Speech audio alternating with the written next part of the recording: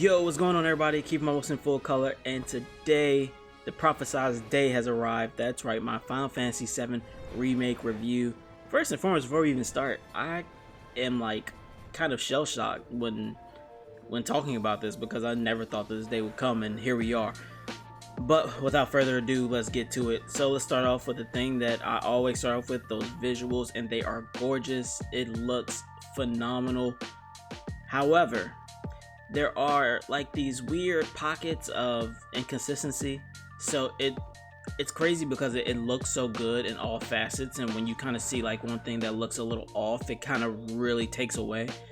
But with that being said, like the game 95% looks flawless. There's just this like 5%, and it just sucks because it just sticks out so much because of how beautiful everything else looks. But I mean, it's like a weird knock, but all in all, I thoroughly enjoy the visuals. It's just eye candy all around for me, and I can't get enough of it. With that being said, we're gonna move right into gameplay, because with eye candy, like how does that translate into the movement, all that, and it looks so good. It looks so damn good. The gameplay is great. They went away from turn-based gaming about what, Final Fantasy 12 really was probably the last time you saw anything remotely close to turn-based, and now we have a brand new kind of action system. You've seen this be polished with Final Fantasy 13, Final Fantasy, Lightning Returns, into 15. So they've been polishing and really trying to figure out where they were going, and I think they found a really good sweet spot. This is that Kingdom Hearts style that and kind of meets Final Fantasy 15 a little bit. I really am digging everything about, every character having their unique skills, Cloud with his Punisher mode, everyone having their kind of own thing that makes them very viable within a battle. Also, in battle, it's very viable to switch characters, and they really encourage you to, hey, on the fly, you should switch to this character and control them for a bit. And even if you don't want to switch characters, it's very good to use your R2 button just to give them a command while you're maybe busy with Cloud. If you don't really like switching off because you don't like the other one's gameplay, cool, switch off and do your thing. I really am digging the gameplay. Now, in terms of open worldness, because I know that's always a big thing with Final Fantasy.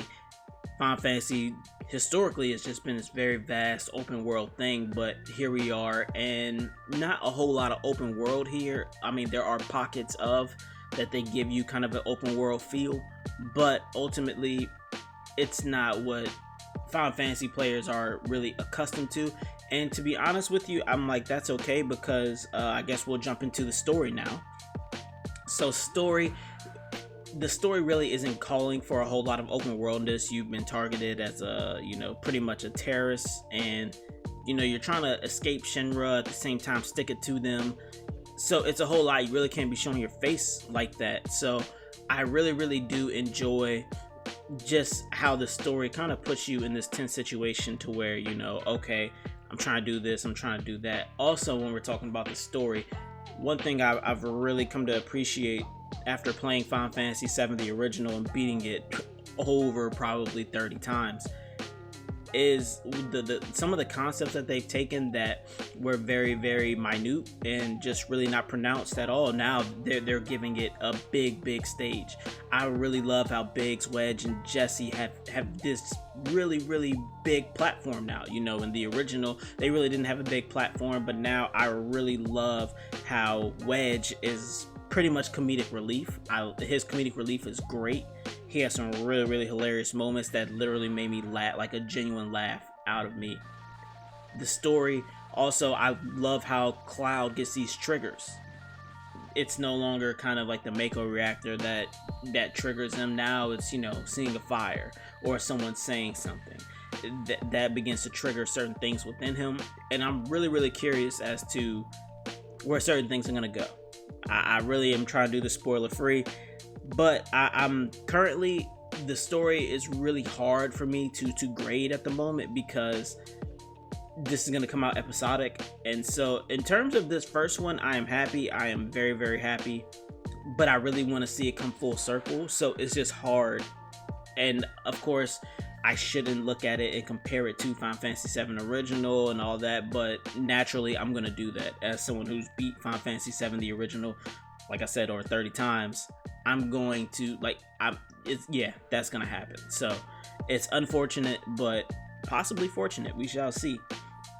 The sound is great.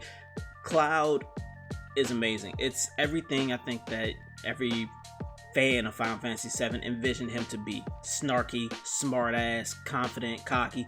He's all of that, you know, and yet ever so cool, ever so calm. You know, when he's in the elevator and he's just chilling with his eyes closed, like it's like that's the type of dude he is. It's great. And Barrett is fucking amazing. This angry black man, just this angry black dude, mad at the world, conspiracy theorist, all of that.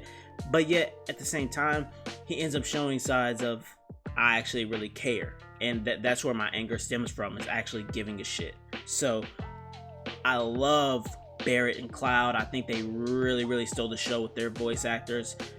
Granted, they probably had the most lines, but they really delivered. I really love that. Also with the sound, we have, you know, the soundtrack now. Final Fantasy VII has that epic soundtrack, that, you know, legendary soundtrack. I like the remixes that they put up. They really didn't do a whole lot to me in terms of, you know, reinvention or anything like that, but it's kind of one of those things, if it ain't broke, don't fix it. So just some updated sounds, just some update for 2020. You know, we have new technology, and they took advantage of that and put songs where they needed to go. By the way, when my shit came on in that Airbuster battle, when they played my shit, I was so happy. So happy. Lastly, we have the direction. Where is this going? I don't know. But I am happy with where they're going so far. I think the story was clean. I think they took a lot of elements out of the original Final Fantasy, like I said, that were minute, and they gave them a stage, and they were able to not only give it a stage, but utilize it within the story to propel the story, to make it even more cohesive.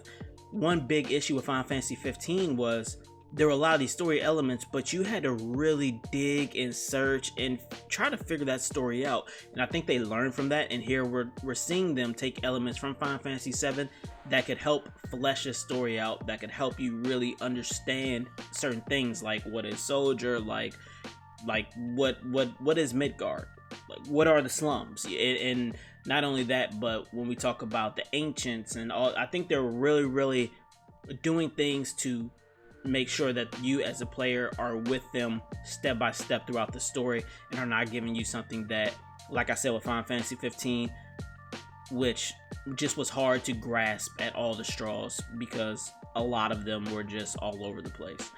So I'm happy with the direction so far. I think it's clean. Now I think for the next installment is going to be the toughest installment for them, because this is where you get open world in the next installment, right? This is where we should get those chocobos and be able to explore and do all these things. A lot of other characters are going to come in the mix, and how do you make them as epic as the ones that you've already set? Because I think so far they've set a bar. They set a bar for themselves. So I mean, how are you going to do, you know, Red Nanaki? He's not going to be too hard. However, like Sid, Vincent, some of these characters, what do you give them? Yuffie, what do you give them in terms of uniqueness? Why would I want to roll with them versus that? Also, there are a lot of times in Final Fantasy VII where you're having like to kind of send out separate teams to go do separate things. All in all, I think this next episode is probably going to be the toughest episode to do, but thank God the PS5 is on the way. Hopefully the PS5 is strong enough to take whatever beating that they throw at that thing, because like I said, this next one is going to be crazy. If y'all thought 100 gigs was bad for this, trust me, this next one is probably going to be off the charts. But that's going to do it for this one, ladies and gentlemen. I personally, thoroughly am loving this through and through. It's not a perfect score for me, but it's damn close. If I had to give it a number, it'd be like a 9.5, 9.7 out of 10.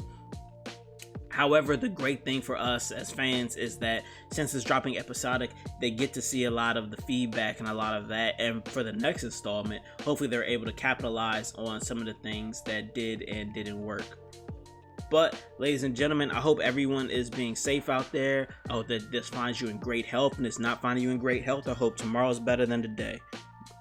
With that being said, ladies and gentlemen, peace, be easy, be blessed. Catch you in the next one. Yeah.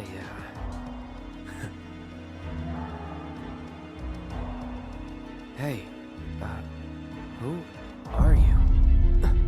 Who are you? I